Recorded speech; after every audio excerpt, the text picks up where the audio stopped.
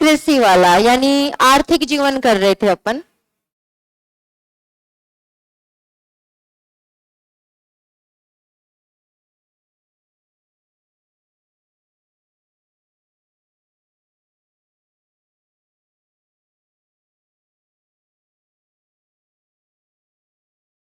याद हो गया क्या? आर्थिक जीवन, आर्थिक जीवन में अपन ने कृषि से रिलेटेड बातें की थी। कृषि आर्थिक जीवन में देखो कोई भी काल में पढ़ो तीन ही चीजें आती हैं।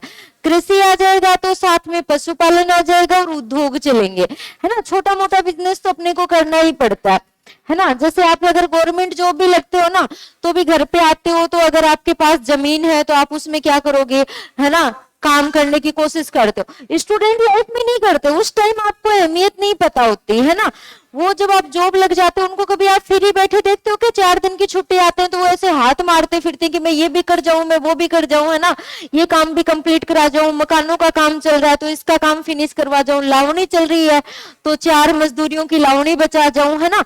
रियल बात है ये। स्टूडेंट लाइफ में अपन ये नहीं करते। ऐसे गुस्सा आता है कि चलो घर वाले मजदूरियों से क्यों नहीं करवा लेते, मेरे पीछे क्यों पड़े, हाथ धो के मैं पढ़ रहा हूँ, टाइम खराब हो रहा है। पढ़ो मत भले ही, लेकिन ये चीजें जब अपन लग जाते हैं तब अपने को अहमियत समझ में आती है उन चीजों की, है ना। तो ये आर्थिक जो जीवन है, यानी आपको ध्यान रखना कहीं पे भी, यानी दो काम है ये तो साथ चलेंगे। पशुपालन है तो कृषि छोटी मोटी, खेत नहीं है तो छोटी सी, आपने देखे होंगे घर में कई लोग पशु पालते हैं, जैसे बकरी पाल ली, भैंस पाल ली, गाय पाल ली। अगर उनके पास खेत नहीं है ना, तो भी वो जितना सा घर है ना, उस घर में भी क्या बना लेंगी, क्यारी सी बना के कुछ उगा ही लेंगी, है ना। और वो घर में भी अगर पॉसिबल नहीं है, आंगन अपने पक्का है या इतनी जगह नहीं है, तो छत के ऊपर गमले रख के गमलों में कुछ ना कुछ उगा लेंगी, धनिया उगा लेंगी, है ना। कोई टोकरी रख के उसके अंदर कोई बीज उगा देंगे। तो ये सब अपने क्या होता है, चलते रहते हैं, रिलेटेड जॉब है दोनों। और ये किस में आएंगे, आर्थिक जीवन में। यानी वहां से छोटी मोटी जो अपने इनकम के साधन है उनको अपन कलेक्ट करने की कोशिश करते हैं कि थोड़े बहुत अपन क्या हो, बचत हो अपने पास में, है ना। ये दो तो आपस में जुड़े हुए, दो के साथ में साइड जॉब है ना, होना चाहिए। जो आपके मोटिवेशनल स्पीकर होते हैं वो आपको बताते भी हैं कि आपको मतलब इनकम का जो स्रोत है ना, वो एक ना एक तो साइड स्रोत होना ही चाहिए। इनकम आनी चाहिए साइड से, चाहे कैसे भी आए, है ना। तो ये सारे क्या है, हाँ 2 नंबर से नहीं कमानी, लेकिन है ना, रातों रात अमीर नहीं होना अपने को। हाँ अब देखो नेक्स्ट, यानी कहने का मतलब कहते हैं ना, दूसरी साइड से इनकम आनी चाहिए। दूसरी साइड का मतलब कई बार अपन क्या सोचते हैं कि हाँ एकदम से बहुत सारी इनकम आ जाए। दूसरी साइड का मतलब है कोई ना कोई पार्ट टाइम जॉब आपका थोड़ा बहुत चलता रहना चाहिए, जहां से आपको इनकम होती रहे। अब नेक्स्ट जो है अपना, जो नेक्स्ट जो था वो उद्योग का हो गया। तो 3 चीजें हैं जिसमें से अपन ने कृषि और पशुपालन का कर लिया। पशुपालन तो इसमें रटने की जरूरत ही नहीं है अपने को, है ना। अब पशुपालन के बाद में अपने कृषि का भी हो गया था, लगभग अपन ने कवर कर लिया था, है ना। तो यहाँ पे कृषि में अपन ने बात की थी, तो कृषि में अपन ने 3-4 क्वेश्चन सीधे सीधे बात की थी कि आपका जो कृषि है, कृषि में कि पहला जो प्रमाण है वो कहां से मिला। तो उसका आंसर किताब में देख के कोई नहीं बोलेगा, नोट्स में देख के कोई नहीं बोलेगा, बस आंसर आने चाहिए। नहीं आ रहा तो जो बोल रहा है उसको सुन के माइंड में रिमाइंड करो, कॉपी से नहीं देखना। पर ये जो आपके कृषि का पहला साक्ष्य कहां से प्राप्त हुआ है, या किस में मिला, अथर्ववेद में, है ना। 24 बैलों से हल खींचे जाने का साक्ष्य कहां से मिला, काठक संहिता से।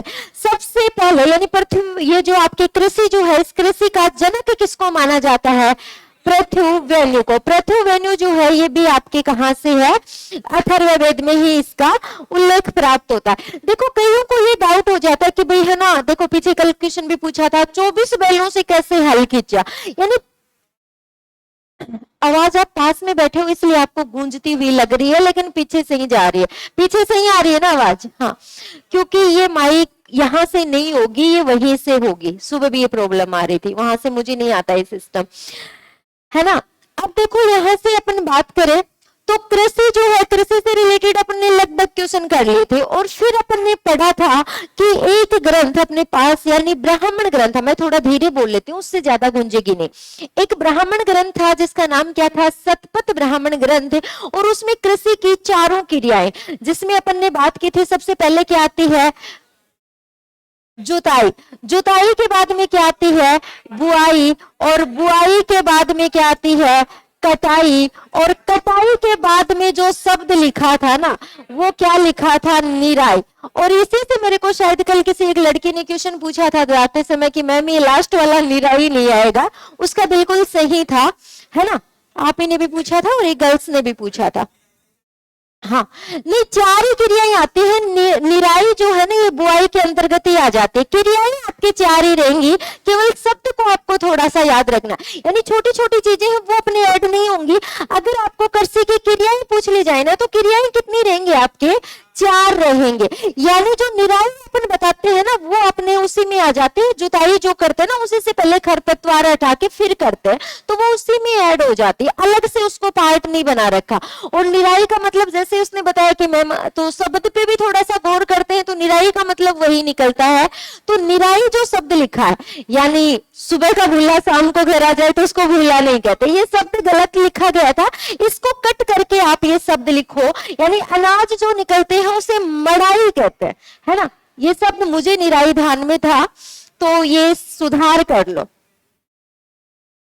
देखो गलतियां हो जाती हैं, उसमें सुधार करना जरूरी है। अगर इसको छोड़ देते और बाई चांस किसी को नहीं पता और ये चलता तो भी ये गलत हो जाता। तो निराई को कट करके क्या करो, मड़ाई करो। क्लियर हो गया ये बाय मिस्टेक जो भी था।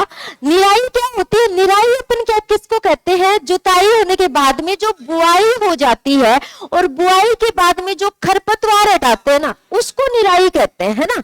लेकिन निराई इसमें क्रियाओं में नहीं आएगा। क्रियाओं के नाम अपने को कितने रखने हैं, चार क्रियाओं के, और ये चारों क्रियाओं के नाम अपने को किसमें मिले हैं, शतपथ ब्राह्मण ग्रंथ में। क्लियर है इतनी बात है। ये शब्द पे थोड़ा सा ध्यान देना, ये क्या हो गई, मड़ाई, है ना। मैंने गौर किया इस शब्द पे, मैंने अर्थ तो उनका सही आ गया लेकिन हो सकता है अपने से गलती है तो इसमें ये सुधार हो जाएगा, ठीक है। अब देखो कृषि हो गई, कृषि के बाद में अपने देखो तीसरा जो आर्थिक जीवन में जो आता है, जस्ट अभी बात की है, क्या चलेगा साथ में, उद्योग चलेगा, है ना। उद्योग जो है अब यहाँ पे ज्यादा उद्योग नहीं अपने वैदिक सभ्यता में, यानी अपन क्या है ग्रामीण संस्कृति है तो यहाँ पे सर्वाधिक जो है वो क्या बन सकते हैं, मृद भांड, है ना। तो मृद भांड संस्कृति जो है आपको उत्तर वैदिक काल की याद रखनी है। तो इसमें जो आपको याद रखना है वो क्या याद रखना है, मृद भांड। और मृद भांड का अर्थ तो अपन सिंधु घाटी सभ्यता में लिख के आ गए थे। मृद भांड का अर्थ क्या होता है, मिट्टी के बने बर्तन। अर्थ की अपन बात करें तो अर्थ क्या होगा इसका, मिट्टी के बर्तन। अब देखिए मिट्टी के जो बर्तन है वहां पे अपन ने सिंधु घाटी सभ्यता में जोड़ के चलना, हर काल में अलग अलग रहती है ये। सिंधु घाटी सभ्यता में अपन ने जो मृद भांड पढ़े थे वो कैसे रंग के थे, लाल रंग के हुआ करते थे और उनपे चित्रकारी जो थी वो कैसे थे, काले रंग के। क्लियर है, वहां पे एक ही टाइप है। अब यहाँ पे आके चेंज हो गया क्योंकि जैसे जैसे अपन प्रोग्रेस करते हैं वैसे वैसे चीजों में बदलाव आता जाता है। पहले मोबाइल आया था, है ना, तो मोबाइल आया था इतना बड़ा होता था, है ना, और उसमें पिक्चर जो थे वो बहुत कम थे, है ना। उसमें जो आपने क्या हो गया बस बात कर ली, मैसेज कर लिया, टेक्स्ट मैसेज कर लिया, उसमें भी अपन संतुष्ट थे ना कि भाई अपने हाथ मोबाइल लग गया, बहुत अच्छा है कि अपने पास मोबाइल है, जिसके पास नहीं उससे बेटर अवस्था में है ना। और आज वही मोबाइल आपको लाके पकड़ा दे, आप उससे संतुष्ट नहीं होगे क्योंकि आपको पता है कि ये मोबाइल प्रोग्रेस करके थोड़ा सा उच्च क्वालिटी का हो गया। उसमें भी आपके पास में मान लो फिर थोड़ा सा आप मोबाइल आया बड़ी स्क्रीन वाला जिसमें अपन वीडियो वगैरह देखे। अब बड़ी स्क्रीन वाला मोबाइल था ना तो अपने को संतुष्टि थी कि अपने पास देखो औरों के पास कीपैड, अपने पास कम से कम वीडियो देखने के लिए अच्छा सा फोन है, अच्छे से बस एक ही काम होता था अपने पास। अपन एजुकेशन का तो लॉकडाउन के बाद आया, उससे पहले बस मूवी डाउनलोड की और देखे, उसमें भी खुश थे अपन, है ना। और अब आपके पास में अगर आपके वीडियो क्वालिटी का भी मोबाइल है तब भी आप देखोगे इसमें एचडी क्वालिटी आ रही है कि नहीं आ रही है ना, इसमें मतलब 5G चल रहा है कि नहीं चल रहा, तब जाके आप सेटिस्फाई होते हो कि नहीं मेरे को ये क्वालिटी चाहिए, ये नहीं। क्योंकि अब अपने पास क्या हो गए, ऑप्शन हो गए। पहले अपने पास ऑप्शन नहीं थे, स्टार्टिंग का था, जैसे बर्तन थे उनको पकाया, उनका रंग कैसा आ गया, गेरुआ रंग आ गया और चित्र उकेड़ दिया, संतुष्ट। लेकिन यहाँ पे आते आते अपन ने थोड़ा सा और जैसे ही माइंड विकसित हुआ तो यहाँ पे ध्यान रखना है, ये मृद भांड जो है यहाँ पे कितने प्रकार के मिलेंगे अपने को, 4 प्रकार के प्राप्त होंगे। ये ध्यान रखना, कितने प्रकार के हो गए, 4 प्रकार के, बातें वही है, बस थोड़ा सा क्या कर लिया, इनको विकसित कर लिया अपन ने। पहला वही अपने रहेगा लाल व काले रंग का मृद भांड, ठीक है, लाल व काले रंग का मृद भांड। अब इसमें ये नहीं करना कि लाल और काले का मतलब वो वाली संस्कृति ऐड नहीं करनी है कि लाल रंग का है और ब्लैक कलर की चित्रकारी। कई मृद भांड ऐसे होते थे, बाहर से तो आपको रेड कलर के दिखते या ऊपर से आपको रेड कलर के, यानी इतना इतना जो है ये तो रहेंगे रेड कलर के, और ये जो पोर्शन रहेगा ये ब्लैक कलर का, है ना, आधा काला और आधा लाल रंग का, ये वाली संस्कृति। अब आपको रटने की जरूरत नहीं, लाल और काले रंग के एक तो एक साथ आगे, फिर अपन ने इनको अलग अलग कर लिया। एक कौन से हो गए, लाल रंग के मृद भांड, यानी सीधे आपको लाल रंग के रखने हैं। दूसरा यानी फिर काले भी, तो काले रंग के मृद भांड, काले रंग के मृद भांड। अब देखो इन तीन में जो आपको याद रखना है वो आपको याद रखना है सेकंड नंबर वाला। ये सेकंड नंबर वाला आपके इंपॉर्टेंट है। क्यों इंपॉर्टेंट है, सर्वाधिक अगर प्रचलित की अपन बात करें तो सर्वाधिक जो प्रचलित है वो वर्तमान में है वही मृद भांड रहेंगे, क्योंकि देखने में सुंदर लगते हैं ये गेरुए रंग वाले। तो ये लाल रंग के मृद भांड है, ये क्या है, सर्वाधिक प्रचलित है, ठीक है। अब दो मृद भांड आपको याद रखने हैं यहाँ से, एक तो लाल रंग वाला और एक लास्ट वाला। लास्ट वाला जो है ये मृद भांड था आपके चित्रित धूसर मृद भांड, चित्रित धूसर मृद भांड। आपने आजकल इसका ट्रेंड है मार्केट में चित्रित धूसर मृद भांड का, और ये क्या है, मतलब उत्तर वैदिक काल की प्रमुख विशेषता है, यानी अलग हटके बात आई है ना ये। अगर आपसे पूछे जाए कि उत्तर वैदिक काल की मृद भांडों में सबसे प्रमुख विशेषता कौन सी है, तो प्रमुख तो कौन सी रहेगी, चित्रित, प्रमुख मृद भांड कौन से हैं, चित्रित धूसर मृद भांड, और प्रचलित कौन से हैं, लाल रंग वाले। एक प्रमुख में और प्रचलित में अंतर होता है, प्रचलित सबके पास मिलेगा। अब देखो अपन कपड़े लेके आते हैं, है ना, एक थान आता है, थान में से सारे पड़वा लो, या फिर जो लोकल ब्रांड आता है उसमें सेम ड्रेस मिल जाएंगे आपको, लेकिन यूनिक जो ब्रांड आएगा ना उसमें एक ड्रेस, एक टाइप की ड्रेस ही मिलेगी, उसका आप दूसरे टाइप का ड्रेस आपको नहीं मिलेगा, क्योंकि वो क्या हो गया, यूनिक हो गया। तो यहाँ पे ये जो है आपके प्रमुख है, स्पेशल है, स्पेशल होगा तो सबके पास उपलब्ध नहीं होगा, तो ये प्रमुख वो है चित्रित धूसर मृद भांड। और प्रचलित कौन सा है जो सबके पास मिल जाए, वो कौन सा है, लाल रंग का मृद भांड। अब चित्रित धूसर मृद भांड देखो आजकल मार्केट में आ रहे हैं, छोटे छोटे मटके आ रहे हैं जो राख राख रंग के आते हैं ना, सेम वही है। लड़कों तो ध्यान नहीं देते, लेकिन हम लड़कियों को थोड़ा सा ध्यान देना पड़ जाता है उधर की साइड, है ना, तो कारण होता है इसमें। और लड़के भी ध्यान देते हैं जो कंपटीशन के लिए तैयारी के लिए आते हैं, यानी कई फ्लैट्स तो होते हैं उनमें अपने को फैसिलिटी मिल जाती है, लेकिन कई फ्लैट्स नहीं मिलते। घर वाले नखरे यहाँ पे नहीं चलते, है ना, खाने में ये नहीं खाऊंगा, लोग की बनिए नहीं खाऊंगा, यहाँ पे एक ही रूल रहता है, बस मिल जाए टाइम पे, कैसा भी मिल जाए, बस मिल जाए, है ना।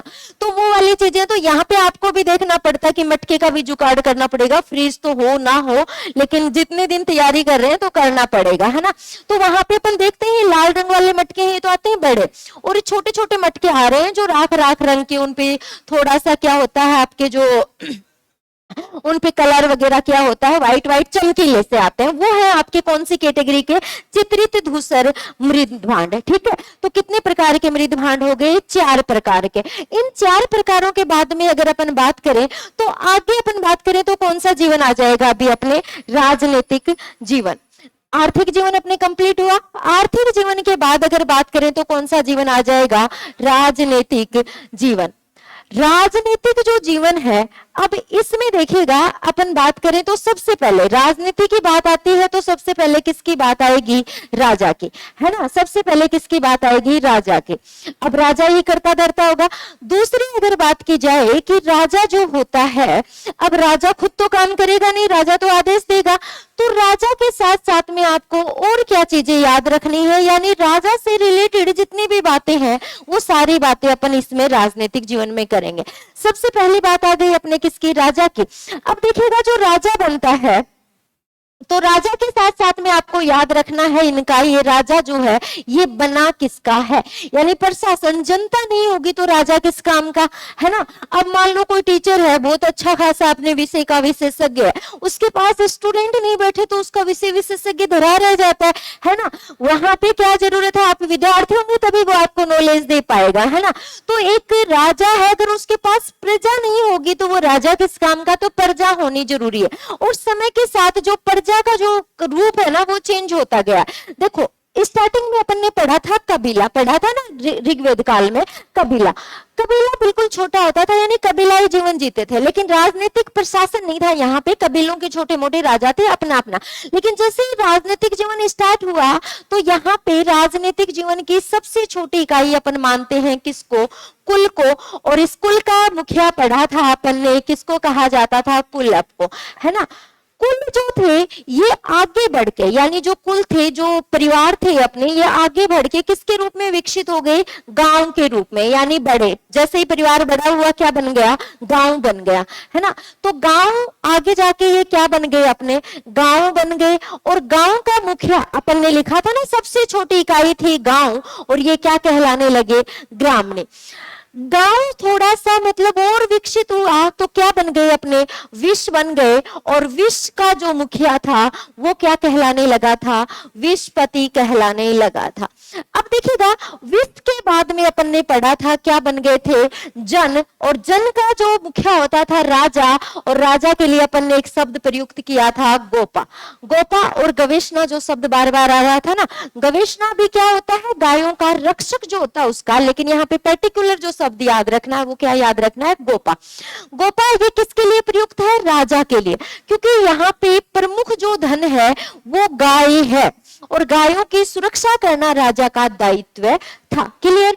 तो ये इकाई तो अपन पढ़ के आ चुके, किसमें, ऋग्वेद काल में। अब ये जन जो है ये उत्तर वैदिक काल में ये भी विस्तृत हो गए। तो जन जो है, जन बड़े होकर किसके रूप में प्रचलित हो गए, जनपद के रूप में प्रचलित हो गए, है ना, जनपद के रूप में प्रचलित हो गए। और यहीं पे जनपदों के लिए पहली बार राष्ट्र शब्द का भी प्रयोग किया जाता है, जिसको अपन आज राष्ट्र बोलते हैं। ठीक है, तो अब जनपद जो है यहाँ पे सर्वोच्च इकाई है वो कौन सी हो गई, जनपद। अब यही जनपद आगे चल के क्या बन जाएंगे, महाजनपद। आगे चल के क्या बनेंगे, महाजनपद। क्लियर है, ये एक प्रोसेस है पूरी की पूरी। पहले कबीले, फिर कबीलों से किसमें अपन कन्वर्ट हो गए, गांव में, और कबीलों से किसमें, जन में, और जन से किसमें, विश्व में, क्योंकि गांव वगैरह ही कबीलाई जीवन में ही आ जाते हैं पूरे। लेकिन प्रशासन की इकाई में जब अपनी छटनी करते हैं तो सबसे छोटी इकाई कौन सी आती है, ग्राम। और पहले भी ग्राम थे और आज भी कौन सी है, गांव। सब प्रशासन की सबसे छोटी इकाई गांव ही होती है, जिसका मुखिया कौन होता है, सरपंच होता है। अब देखो ये तो है यहाँ पे प्रशासन की इकाइयां। अब यहाँ पे जो जनपद है उस जनपद का मुखिया कौन हो गया, राजा, है ना। राजा मुखिया है तो राजा क्या नहीं करेगा, राजा अब काम थोड़ी करेगा, बेचारा राजा बन गया वो तो उसकी हेल्प के लिए लोग रहेंगे यहाँ पे। तो जो राजा होता था इसकी सहायता के लिए 12 रत्नी होते थे। देखो इनको रत्नी भी कहा जाता है और एक शब्द और मिलता है, रत्नीन। ठीक है, एक ही शब्द है ये दोनों, ये ध्यान देना, अलग अलग नहीं है। रत्नी को ही क्या बोला जाता है, रत्नीन बोला जाता है। तो ये टोटल संख्या कितनी है इनकी, 12। और ये 12 रत्नीन होते हैं, ये क्या करते हैं, राजा की सहायता करते हैं। ये राजा की क्या, किसके लिए है, सहायता के लिए, कि भाई राजा के काम में क्या करें, ये हाथ बटाएं या राजा को। अब काम कैसे कैसे करेंगे, अब उनके नाम देखेंगे अपन। आपने देखा होगा जिसके पास पावर है, मान लो अपना कोई विधायक है ना, उसके पास आप कभी चले जाना, 4-5 लोग ऐसे बैठे मिलेंगे निठल्ले, और उनकी बात भी सुन रहा है विधायक आराम से, है ना, ऐसे ऐसे एडवाइस देंगे। उनको घर पे कोई काम दाम नहीं है, फालतू की फोकट की हवाबाजी करने के लिए बैठे रहेंगे। वैसे ही किसी के पास पावर आती है ना, उसके पास उसको 2-4 लोग ऐसे चाहिए और वो मिल भी जाते हैं। सबसे बड़ा ताज्जुब होता है मुझे, कई बार देखती हूँ तो वो लोगों को पता नहीं और अपने आप को वो क्या बताएंगे, नहीं मैं फला विधायक का या फला नेता का मैं बायां हाथ हूँ, और प्राउड फील करते हैं इस चीज पे। उनका मुंह देखता है ना, मैं कई बार ऐसे सुनने को मिलता है ना, मैं उनके मुंह की साइड देखती रह जाती हूँ, मैंने हद है, प्राउड फील कर रहे हैं और वो बात भूल जाते हैं, भाई पेमेंट कितना दे रहा है, चुगली करने का पेमेंट ले रहे हो क्या? इधर उसकी बात सुन के आके अपने नेता को बता रहे हो, है ना, उसकी 4 बात लाके अपने नेता को बता रहे हो, कभी भड़का रहे हो। नेता भी देखो आप आराम से बात सुनेगा, नहीं उसको तो मैं देख लूंगा, तू शांत रहे, है ना। मैं कई बार ऐसे ताजुब की बातें होती हैं, तो ऐसे किसी का बायां हाथ नहीं बनना, इस काबिल बन जाना कि कोई आपका दाएं बाएं घूमे, है ना, वो अच्छा लगता है। अब देखो ये जो होता है राजा, वो राजा वाली फीलिंग कब आएगी उसको? जब उसके पास ऐसे 2-4 लोग रहेंगे जो उसकी तारीफ करते रहेंगे, दूसरे की बुराई करते रहेंगे। अब किसी के भी पास जाके देख लेना, नेता के पास, उसके पास 4-5 एनी टाइम बैठे रहेंगे, है ना। उसको शाम हो जाएगी ना, 10-11 बज जाएंगे, उनको जबरदस्ती अब तो सो जाओ जाके, है ना, अपनी वाली लैंग्वेज में उनको समझाना पड़ता है कि जाओ भैया अब तो छोड़ो पिंडा।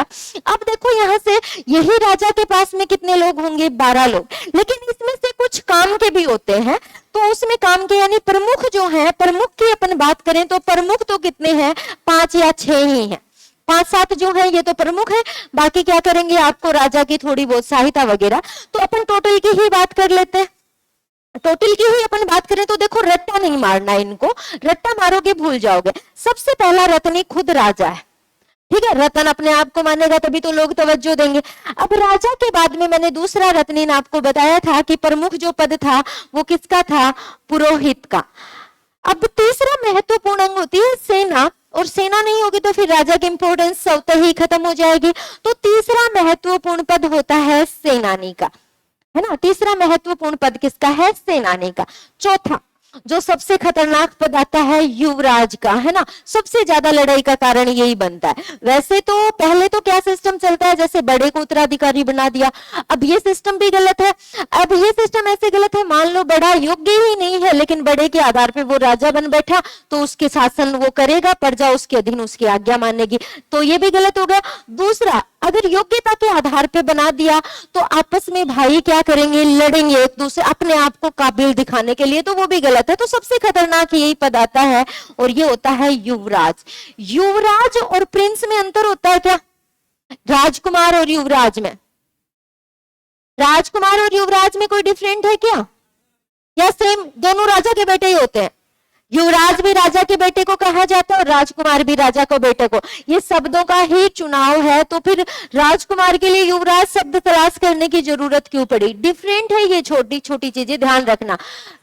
राजकुमार तो सारे बेटे जो होंगे ना वो राजकुमार ही होंगे। राजा का जो बेटा हो गया वो क्या कहलाएंगे? राजकुमार कहलाएंगे। सारे बेटे युवराज नहीं कहलाते। युवराज कौन कहलाएगा? जो उत्तराधिकारी होगा, यानी नेक्स्ट जो राजा बनेगा, जिसकी घोषणा कर दी जाती है राजा के द्वारा कि मेरे बाद अगला मेरा ये बेटा राजा बनेगा।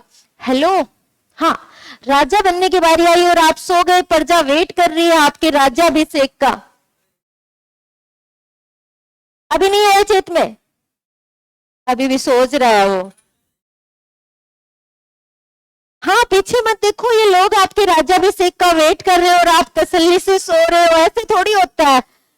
अब तो क्लास में पहुंच गई। वो सैंपल ले रहा था पीछे के जन्म के कि जब मैं राजा था तो इस तरीके से अरेस्ट किया करता था, है ना, यही बात थी ना। चलो आ जाओ, अभी इतनी भी फीलिंग मत लो कि सो ही जाओ, मेरा पढ़ाना बेकार हो जाए। अब देखो, राजा हो गया, राजा के बाद में पुरोहित, पुरोहित के बाद में सेनानी, और सबसे खतरनाक पद आता है युवराज का, जो ये कहावत प्रचलित करवा दी कि बाप बड़ा न भैया, सबसे बड़ा रुपया, ये यही से स्टार्ट होता है अपने। अब देखो पांचवा, अब राजा की रानियां तो बहुत होती थी, है ना। कई कहते हैं कि हाँ मेरे को रानी की तरह रखता, भाई मेरा आदमी रानी का तरह रखने का मतलब ही नहीं होता।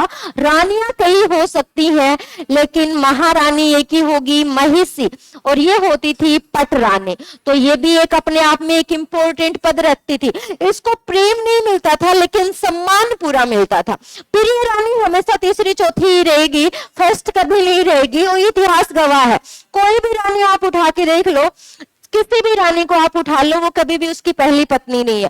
लेकिन पहली पत्नी को चुप कैसे करवा दिया जाता है कि तेरे को मान सम्मान मिल रहा है ना, उस मान सम्मान की भागीदार होती है बस ये। इस बेचारे को पूरे दिन गहनों से लदी है और बस लोगों की समस्याएं सुलझाने में, और उसे भी इसको संतुष्ट रहना पड़ता है। ये नहीं कि इसको शौक है वो करने का, लेकिन इसकी मजबूरी है, कह भी नहीं सकती है किसी को, क्योंकि इसको मान सम्मान मिल रहा है। केवल इसको मान मान सम्मान मिलता है, प्रेम नहीं मिलता। और वो रानी कौन सी होती है? महिषी।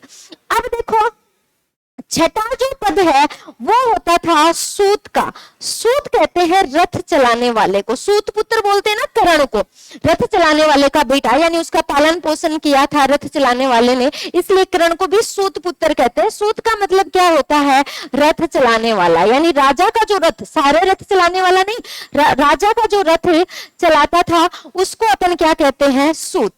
अब देखो राजा का रथ चलाने वाला सूत जो है ये छठा रत्नी हो गया। अब इनको रटने की जरूरत नहीं, आगे वालों को दो दो शब्द आप साथ में जोड़ लेना। एक प्रमुख रत्नी, यानी भले ही अपन उसको तवज्जो ना दे, लेकिन गांव में आपने सरपंच का रुतबा देखा होगा। शहर में आ जाए, मान लो जयपुर आ गया किसी गांव का मुखिया या सरपंच, उसको यहाँ पे पुलिस वाले ये थोड़ी कि फला गांव का सरपंच है इसकी गाड़ी नहीं रुकवाएंगे, रुकवा लेंगे और चुपचाप रोक भी लेगा, दोष नहीं दिखाएगा। लेकिन गाँव में रहता है क्या? वो इतने सिंपल सादे तरीके से गांव में वो दोष दिखाएगा, उसको कोई टोकेगा नहीं तो अकड़ के चलेगा, है ना, क्योंकि वहां पे उसकी क्या है? वैल्यू है। तो यहाँ पे ये अंतिम पद महत्वपूर्ण है, लेकिन यहाँ पे महत्वपूर्ण है क्योंकि गांव से जो आय आती है ना वो सरपंच से ही आएगी। किससे आएगी? ग्रामणी से। ठीक है, तो सातवां महत्वपूर्ण पद कौन सा हो गया? ग्रामणी। ग्रामणी के बाद में देखो सूत और ग्रामणी दो ये हो गए। उसके बाद में आपके एक होता है, इसको बोलते हैं अपन जो द्वारपाल जो होता है,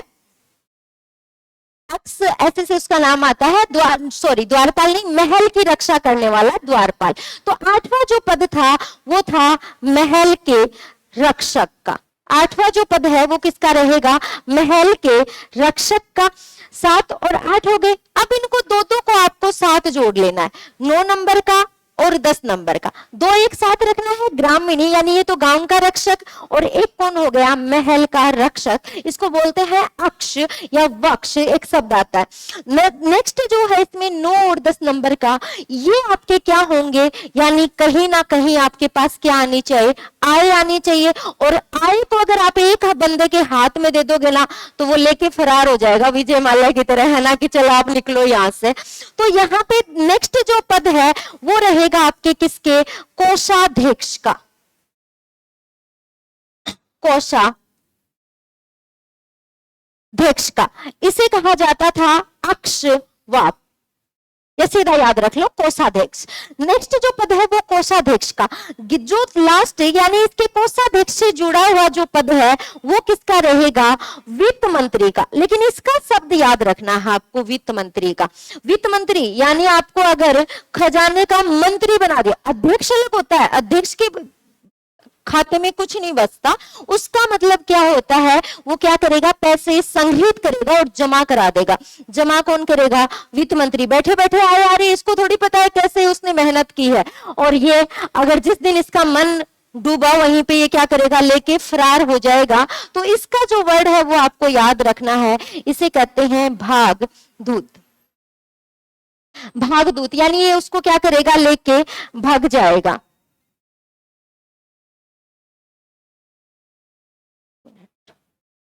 क्लास में है सर, 12 बजे बात करते हैं, ठीक है? कट हो गया क्या? पहले ही विजय जी थे, जरूरी था उठाना। चलो आते हैं अपने नेक्स्ट जो है ग्रामीणी, महल, कोषाध्यक्ष और वित्त मंत्री। कोषाध्यक्ष जो है यहाँ पे अपन बात करें तो ये तो कोष को रखने वाला हो गया, फिर हो गया वित्त मंत्री, और उसके बाद में आपके दो आते हैं, यानी एक जो है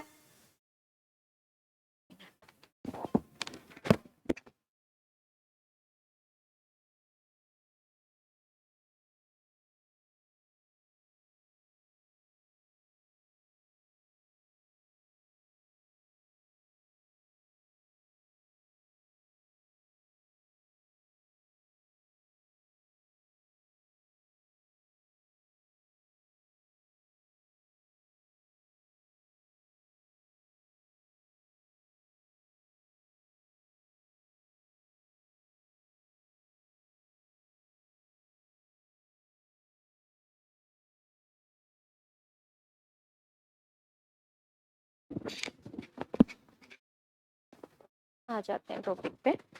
चलो वापस आते हैं अपने टॉपिक पे।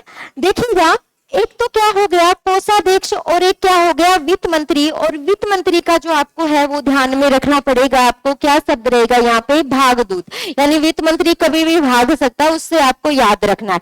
एक है आपके अक्षवाप। अक्षवाप जो है ये शब्द आपको याद रखना है। अक्षवाप की जगह आप इसको सीधा भी याद रख सकते हो, क्योंकि देखो काम के आपके जो है ना वो ये 5 ही है, इनको केवल आपको याद करना है।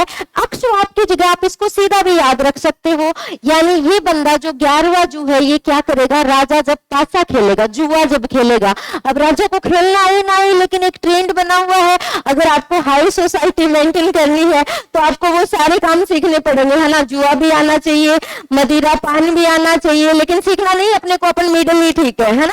ये क्या करेगा, राजा क्या करेगा, जब पासा खेलेगा, पासा को क्या बोलते हैं, ध्रुत कीड़ा भी बोलते हैं, तो ये पासा खेलने में राजा की सहायता करेगा।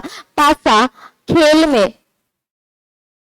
राजा का सहायक होगा, राजा का सहायक होगा, यानी उसे हेल्प देगा। नेक्स्ट जो है इसका जो याद रखना, भाई ये तो हेल्प कर रहा है, मुझे क्यों पाप का भागीदार बना रहे हो आप लोग, है ना। सो जाते हो कि मैम मेरे को हमें कच्ची नींदों में जगा देते हो, मुझे पाप लगेगा, है ना, बार बार आपको उठाना पड़ता है। अब देखो लास्ट जो है वो भी इतिहास की क्लास में ही कहानियां सुनते हैं और कहानियां सुनते सुनते इनको नींद आ जाती है। लास्ट का जो है पालागल, है ना भाई, 2 कारण आते हैं नींद के। पालागल, इसको पागल तो नहीं कह सकते, लेकिन ये पागल से कम नहीं होता। पालागल का मतलब क्या होता है, जो राजा का मित्र होता है उसको अपन क्या कहेंगे, पालागल। यानी प्रत्येक राजा का एक ऐसा मित्र होगा जो उसे दुनियादारी की सारी बातें बताएगा, ये राजा का क्या होता था, मित्र। और इसको याद रखने की जरूरत नहीं, पागल से याद रख सकते हो, पालागल नाम से। ये तो 12 रत्नी थे। देखो सीधे सीधे है, राजा, पुरोहित, सेनानी, युवराज और महिषी, 5 तो इंपॉर्टेंट है। फिर राजा का रथ चलाने वाला, और राजा के रथ के साथ याद रखना है गांव का रक्षक, है ना, ग्रामीण, गांव का जो मुखिया है वो याद रखना है। फिर आपको याद रखना है महल का रक्षक। फिर आपको 2-2 शब्द साथ में काम ले लेने हैं, धन इकट्ठा करने वाला और धन को लेके भागने वाला, है ना, वित्त मंत्री, वो ही भाग सकता है। नेक्स्ट जो है आपके 2 याद रखने हैं, एक तो राजा को जुए में सहायता करेगा, और एक ऐसा व्यक्ति जो एनी टाइम राजा के आसपास भटकेगा, और ऐसा व्यक्ति कौन हो सकता है, उसका मित्र ही हो सकता है, ठीक है। तो इसीलिए तो कहते हैं ना विश्वासघात होता है, और सर्वाधिक व्यक्ति जो वो विश्वास करेगा फ्रेंड पे, अपने भाई पे कम विश्वास करता है लेकिन मित्र पे, और लास्ट में विश्वासघात जो लगता है वो इसी मित्र से ही लगता है ना। तो ये हो गए आपके 12 रत्न। उसके बाद देखिएगा नेक्स्ट जो है आपके यहाँ पे अपन बात करें, नेक्स्ट जो यहाँ पे अपन बात करें, तो कोई भी राजा है उसकी आय का स्रोत कहां से आएगा, क्या लेगा वो, तो कर लेगा, है ना। कर की अपन ने ऋग्वेद काल में चर्चा नहीं की थी, छोड़ दिया था, क्योंकि इसको एक साथ कंबाइंड करके अपने को पढ़ना है। अब देखो जब कर ले रहा है तो यहाँ पे वैदिक काल का सबसे महत्वपूर्ण कर था बलि कर। कौन सा कर लिया जाता था, बलि कर लिया जाता था। और इस बलि कर को 2 भागों में याद रखना है आपको।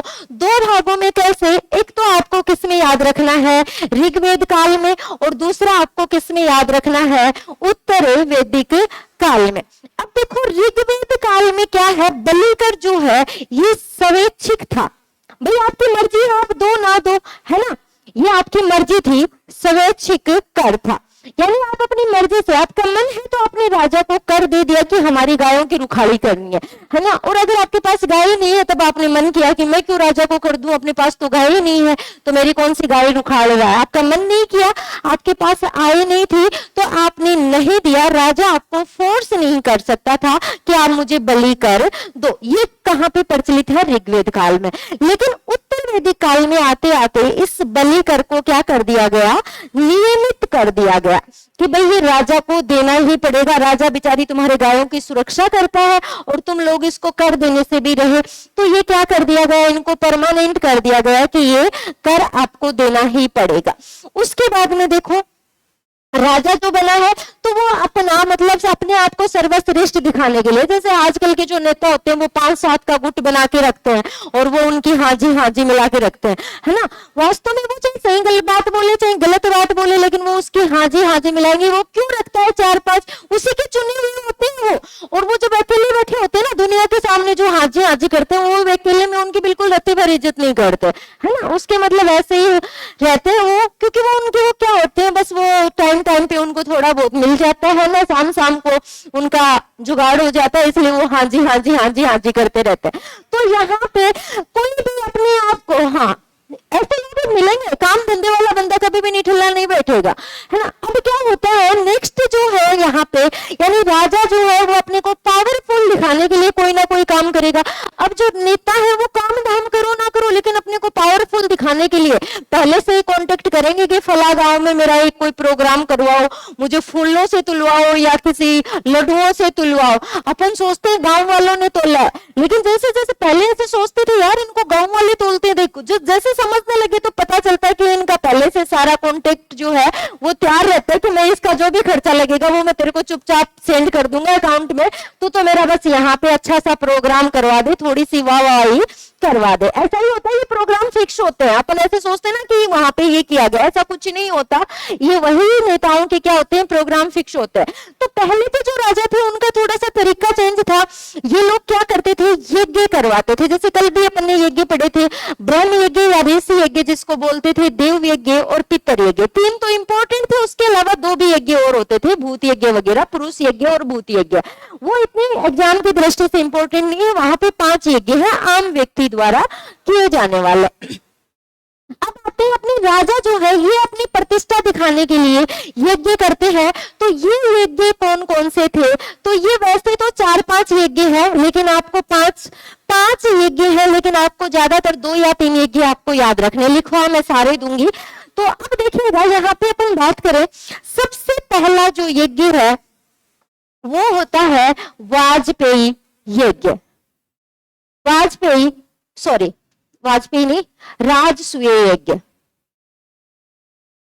राजसूय यज्ञ। अब देखिए राजसूय यज्ञ है। दूसरा जो यज्ञ है, नाम लिख लेते हैं एक बार सारों के। दूसरा जो यज्ञ है वो है अश्वमेध यज्ञ, ये तो सबका नाम सुना हुआ है। फिर आता है तीसरा यज्ञ, वो है अपने वाजपेयी यज्ञ। अब चौथा जो यज्ञ है और 5वां जो यज्ञ है, ये थोड़े से अपने इंपॉर्टेंट है, जैसे अपने को सुनने में भी अजीब लगते हैं। ये है पुरुषमेध यज्ञ, पुरुषमेध यज्ञ। और 5वां जो है वो है अपने पुरुषमेध यज्ञ के बाद में अग्निष्ठोम यज्ञ। ठीक है, इनके नाम नहीं सुने अग्निष्ठोम के, क्योंकि ये इनमें आते नहीं सीधा सा, लेकिन क्वेश्चन बनता है यहाँ से। कैसे क्वेश्चन बनेगा उसकी बात कर लेंगे। अग्निष्ठोम यज्ञ। अब देखो यहाँ से अपन बात करें तो 5 यज्ञ, उसके अलावा एक यज्ञ का नाम और भी मिल जाएगा आपको किताबों में, सुलगव यज्ञ। सुलगव जो यज्ञ है ना वो एग्जाम की दृष्टि से अपना इतना इंपॉर्टेंट नहीं है। सुलगव यज्ञ एक ही व्यक्ति के द्वारा किया गया था, जिसको आज अपन खाटू श्याम जी वाले बोलते हैं ना। खाटू श्याम जी कौन थे, अश्वत्थामा थे क्या, बर्बरीक। तो ये अश्वत्थामा और बर्बरीक जो थे, यानी बर्बरीक का जो सिर काटा था, वहां पे जब ये महाभारत हो रही थी उस समय एक व्यक्ति और था जिसका नाम था अश्वत्थामा, और अश्वत्थामा के द्वारा एक यज्ञ किया गया था, सुलगव यज्ञ। सुलगव यज्ञ बस वो महाभारत कालीन यज्ञ है। बाकी राजाओं के जो यज्ञ है वो कितने हैं, ये 5 यज्ञ। अब ये 5 यज्ञ कब कब करवाएगा, देखो राजसूय यज्ञ है ना, ये किया जाता था राज्याभिषेक पे, राज्याभिषेक के अवसर पे किया जाता था। और इस दौरान राजा किसका पान करता था, सोमरस पीता था। ठीक है, इस दौरान क्या करेगा, सोमरस का पान करेगा। और दूसरी बात जो थी वो याद रखनी है कि राजसूय यज्ञ के तहत राजा जो है वो प्रत्येक रत्नीन के घर जाएगा, रत्नीन के घर जाएगा। देखो अपन कहते हैं ना कि राजा के चारों तरफ रत्नीन चक्कर काटते रहते हैं, ऐसे नहीं काटते ये लोग चक्कर। उनको जुगाड़ किया जाता है, पहले से उनको कॉन्ट्रैक्ट लिया जाता है कि आप मेरे आसपास रहोगे, मेरी तारीफ करोगे, लोगों के सामने मेरा बखान करोगे। वो एक मूवी आई थी ना, किसकी थी, महाबली नहीं, उसमें वो अनिल कपूर और वो थे ना, वो अपनी तारीफ करवाते हैं लोगों से कि आप बताओ जाके लोगों को। कैटरीना कैफ और अक्षय कुमार की थी, है ना, नाम भूल गए उसका, है ना, आलू बेचता है जिसमें नाना पाटेकर, है ना, वेलकम। हाँ, तो उसमें वो कहता ना, जाओ बाहर निकलो और मेरी तारीफ करो, है ना, वो बार बार तारीफ करवाता। वैसे ही इसलिए क्या करेगा राजा, पहले रत्नीन के घर जाएगा राजसूय यज्ञ के तहत। राजसूय यज्ञ के तहत क्या करेगा, रत्नीन के घर जाएगा और उनको मना के लाएगा कि आपको आना है और मेरा ही फेवर लेना है, मेरी ही तारीफ करनी है। तो पहला जो आवाज इसलिए गूंज रही है कि आपकी आवाज आ रही है, इसलिए जोर से हो रही है, पहले से गूंज रही है। चलो आते अपने टॉपिक पे। अब देखिएगा ये राजसूय यज्ञ उसी का परिचायक है कि पहले राजा जो है वो किसके घर जाएगा, रत्नीन के घर जाएगा और उनको मना के रखेगा। और इस दौरान अगर रत्नीनों का जुगाड़ अच्छे से कर दिया ना उसने, तब वो जब तक राजा रहेगा तब तक किसी के गीत गाएंगे। तो वो कौन से यज्ञ के दौरान होता है, राजसूय यज्ञ के दौरान। और ये काम बंदा कब कर सकता है, जब सोमरस पी रखा हो, तब तारीफ थोड़ी अच्छी होती है ना। तो इस दौरान क्या करेगा, सोमरस का पान करेगा। दूसरा जो है अश्वमेध यज्ञ, इसमें क्या किया जाएगा, एक घोड़ा छोड़ा जाता है और ये घोड़ा छोड़ने के बाद जिस जिस प्रदेश पे घूमेगा घोड़ा, उस प्रदेश पे किसका अधिकार हो जाएगा, राजा का। राजस्थान का अंतिम राजा कौन था जिसने अश्वमेध, सवाई जयसिंह। जयसिंह अश्वमेध यज्ञ जिसने करवाया था, ये पावर के लिए करवाया जाता। फिर आता है वाजपेयी यज्ञ और ये होती है सिर्फ नौटंकी। वाजपेयी यज्ञ में क्या करवाया जाता है, रथ दौड़ होती है, घोड़े नहीं छोड़े जाते। इसमें क्या होती है, रथ दौड़ होती है। और इस रथ दौड़ में दिखाने के लिए तो राजा के साथ और भी आसपास के राजा जोड़ रहे हैं, लेकिन अंततः विजय राजा होता है, क्योंकि इसमें राजा के सहयोगी होते हैं जो दौड़ रहे होते हैं और वो अंततः राजा को ही जिताएंगे। दूसरा जीत गया तो राजा उसका से पत्ता साफ कर देगा। अब एक तरीके की नोटिंग, जिताना राजा को ही है तो फिर दौड़ क्यों करवा रहे हैं अपन। तो ये वाजपेयी यज्ञ है और इसमें क्या होती है, रथ दौड़। लेकिन साथ में बात याद रखनी है, अंत में कौन जीतेगा, अंत में राजा ही विजयी होगा, है ना। और कोई विजय हो गया तो उसकी खैर नहीं, है ना। अब आता है पुरुषमेध यज्ञ, सबसे खतरनाक यज्ञ जो प्राचीन समय में अपने प्रचलित था। पुरुषमेध यज्ञ में क्या होता है, पुरुष की बलि दी जाती है, यानी एक ऐसे व्यक्ति को ढूंढा जाता है जिसकी बलि चढ़ाई जाए। तो ये था आपके पुरुषमेध यज्ञ, सबसे खतरनाक। जीवित व्यक्ति को इसमें हवन में डाल दिया जाता है और ये हो गए आपके पुरुषमेध यज्ञ। लेकिन इसकी कंडीशन होती है, अब आप जिंदा आदमी को मार के आए हो तो कुछ थोड़ा बहुत आपको भी करना पड़ेगा। तो यहाँ पे एक दो बातें और याद रखनी है इसमें एक 25 यूपों का प्रावधान है। यूप जो बनाते हैं ना, खंबे वगैरह स्तंभ वगैरह बनाते हैं ये करवाने के दौरान, तो इस यज्ञ के अंदर कितने यूप लगाए जाते हैं, 25 यूप लगाए जाते हैं, ठीक है। 25 यूपों का प्रावधान है। और दूसरी जो बात याद रखनी है आपको यहाँ पे, यानी जो पुरुषमेध यज्ञ करवा रहा है जो राजा, यज्ञ करवाने वाले को बोलते हैं अपन याज्ञिक, और याज्ञिक की जो पत्नी होगी, इन दोनों को ब्रह्मचर्य जीवन का पालन करना पड़ेगा। कितने दिन तक, 1 वर्ष तक, 1 वर्ष तक ब्रह्मचर्य जीवन अपनाना पड़ेगा, ठीक है। क्योंकि एक व्यक्ति को मारा है तो फिर ब्रह्मचर्य भी अपनाने से रहे क्या, यानी मनमर्जी का खा नहीं सकते, मनमर्जी का कहीं पे भी, जैसे सूतक होता है ना घर में, उस तरीके से सूतक सा लग जाता है। तो याज्ञिक और उसकी पत्नी 1 वर्ष तक क्या करेंगे, ब्रह्मचर्य जीवन का पालन करेंगे। अग्निष्टोम और पुरुषमेध देखो आप साथ में याद रख सकते हो। पुरुषमेध यज्ञ में किसकी बलि है, पुरुष की बलि, और अग्निष्टोम यज्ञ में किसकी बलि दी जाती है, पशु बलि दी जाती है, पशु बलि दी जाती है। उसके बाद एक अलग से जो सुलगव यज्ञ है, सुलगव जो यज्ञ है ये किसने करवाया था, अश्वत्थामा के द्वारा करवाया गया था। अश्वत्थामा, क्या स्टोरी अश्वत्थामा की पता है क्या, पढ़ के आना कल फिर बताना मेरे को। हाँ, मारा गया था। अब देखो ये तो इनके यज्ञ, यज्ञ के बाद में अपने को सीधी सी थोड़ी सी बात और याद रखनी है प्रदेश से रिलेटेड। प्रदेश से रिलेटेड जो बातें हैं, बस एक बात मैं मौखिक बता देती हूँ, लाइन नोट करवा दूंगी। ऋग्वेद काल में अपन बात करें तो देखो इनका जो प्रदेश हुआ करता था, ऋग्वेद काल में अपन ने स्टार्टिंग में ही पढ़ा था, आर्य जो आके कहाँ बसे थे, सप्त सिंधु प्रदेश तक। लेकिन उत्तर वैदिक काल में ये जो प्रदेश है, ये उत्तर वैदिक काल में यहाँ तक सीमित नहीं रहा, बल्कि ये कहाँ तक पहुंच गया था, गंगा यमुना दोआब प्रदेश तक फैल गया था। गंगा यमुना दोआब प्रदेश, दोआब प्रदेश किसको कहते हैं भाई, दो नदियों के बीच का प्रदेश या फिर जहां पे उपजाऊ जमीन ज्यादा हो उसको भी दोआब बोला जाता है। बाकी बचे हैं कुछ कुछ अक्षर बचे हैं, उन अक्षरों के नाम अपन सीधे लिख लेंगे, अपन लिख के भी आ चुके हैं पहले। कहां से स्टार्ट किया था? आर्थिक जीवन से, तो नोट करो, हेडिंग तो लिख रखी आर्थिक जीवन, आगे लिखना है मृद भांड। मृद भांड,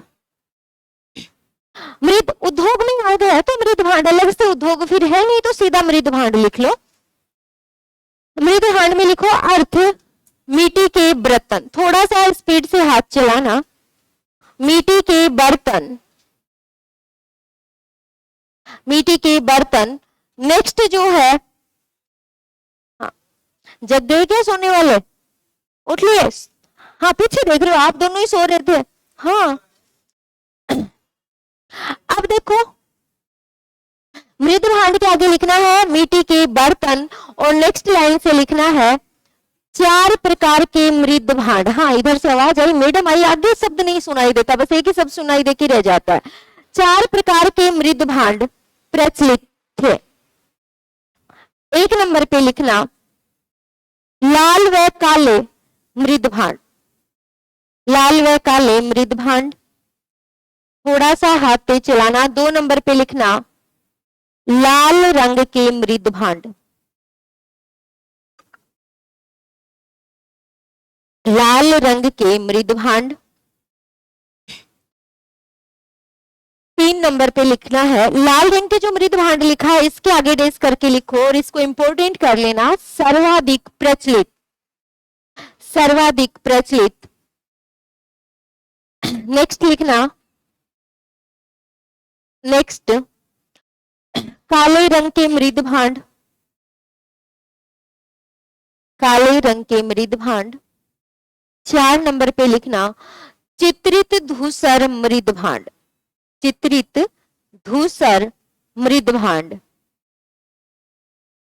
और इसके आगे डेस करके लिख लेना प्रमुख विशेषता, इसके आगे डेस करके लिखना प्रमुख विशेषता।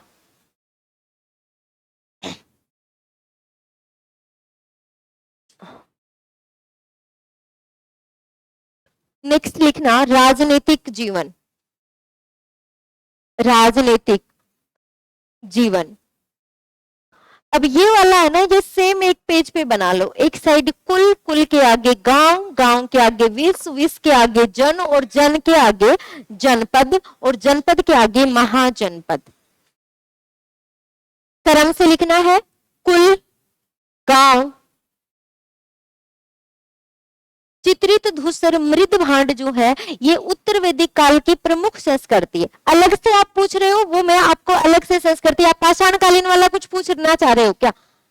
क्या पूछना चाह रहे हो? वो वहां पे अलग अलग जो संस्कृति आएंगी ना, जहां जहां पे आते जाएंगे लिखवाते जाऊंगी, एक साथ क्लियर करूंगी, भूल जाओगे। जहां जहां पे, जैसे पहले लाल और काले रंग के आगे थे, लाल रंग के और काले रंग के, अभी आपके 4 प्रकार के आगे, अभी आगे चल के स्लेटी रंग के, काले रंग के वो आएंगे, तो जैसे जैसे आते जाएंगे वैसे वैसे लिखवाते चलेंगे। चित्रित धूसर आपके उत्तर वैदिक काल के, सर्वाधिक वगैरह कहां से प्राप्त हुए, ये जैसे जैसे आएंगे लिखवा देंगे, एक बार नोट कर लो, कल मैं आपको क्लास में पूरा एक्सप्लेन कर दूंगी।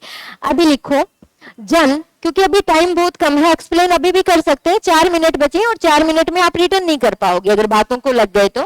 कुल, कुल के बाद में गांव, कल आते ही याद दिला देना, मैं करवा दूंगी आपको।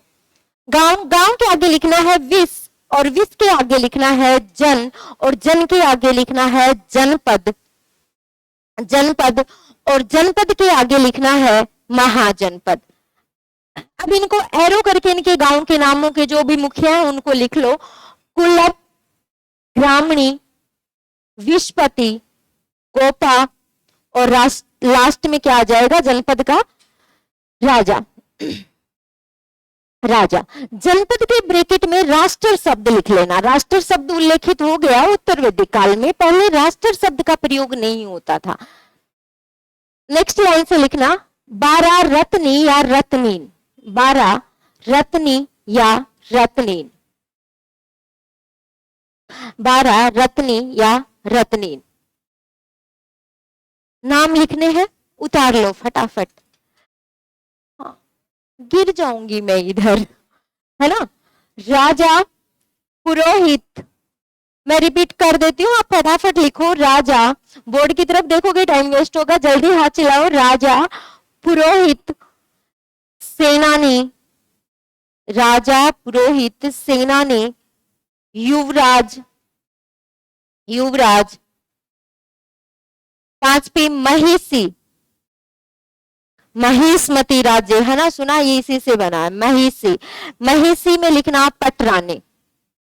6 नंबर पे लिखना रथ चलाने वाला, ब्रैकेट में लिख लेना सूत। रथ चलाने वाला, ब्रैकेट में लिखना है सूत। नेक्स्ट लाइन से लिखना ग्रामीणी, ग्रामणी, ग्रामीणी नहीं सॉरी, ग्रामणी।